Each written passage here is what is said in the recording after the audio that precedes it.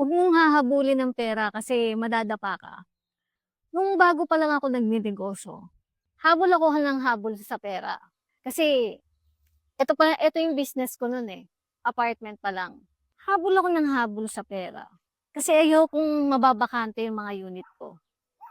So ginagawa ko, basta yung kausap ko na tenant, may pang-down payment, yun na yung tinatanggap ko, na hindi siya nai-interview ng maayos. Hindi ko inaalam yung background niya. For example, hindi ko masyadong tinanong yung source of income niya. Kung may kakayahan ba 'tong taong 'to bayaran ako monthly, at yun yung malaking pagkakamali ko.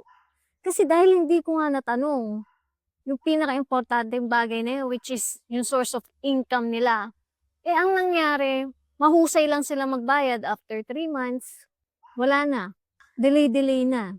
Kasi hindi pa dumating yung sahod or isa lang kasi yung sumasahod sa kanila. So yun yung problema.